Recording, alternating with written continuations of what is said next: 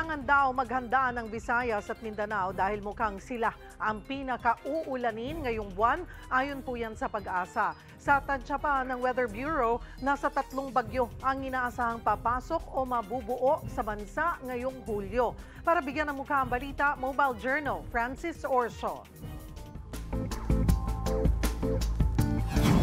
2 hanggang 3 bagyo, yan ang bilang ng inaasahang papasok at tatama sa bansa ngayong buwan ng Hulyo. Paliwanag ng Pag-asa, itong buwan din kasi ang simula ng peak ng typhoon season. Climatologically speaking, ito yung buwan na isa sa pinakamaraming bagyo na pumapasok at nabubuo sa loob ng Philippine Area of Responsibility. So yung July, August, September, yan, hanggang maabot ng October.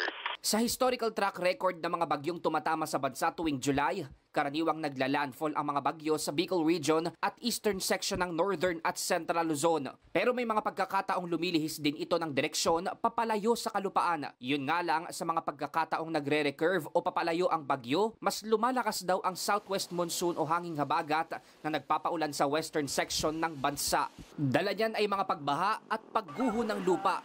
Kaya nagpapaalala na rin sa publiko ang National Disaster Risk Reduction and Management Council o NDRRMC na maging handa. Ensure po yung naiintindihan yung mga early warning system sa ating mga komunidad. Alamin po natin yung mga evacuation plan ng ating mga communities. I-monitor po natin yung mga news and warnings kasabang hindi pa po dumadating yung talagang kasagsagan ng tag-ulan. Baka pwede na nating isagawa yung mga repair ng ating mga kabahayan. Ano po, yung ating go bag, no?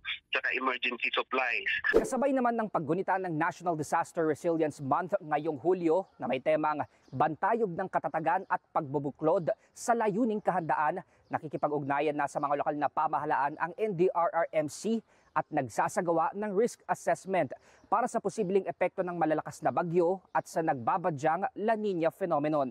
Sa ngayon, inaasahang uulanin ang Eastern Visayas dahil sa easterlies at sa Mindanao bunsod ng Intertropical Convergence Zone o ITCZ. Pero sa patuloy na epekto niyan, bagaman mababa pa ang tsansa, hindi raw malabong magkaroon ng sama ng panahon lalo't maituturing breeding ground ng low pressure area ang ITCZ.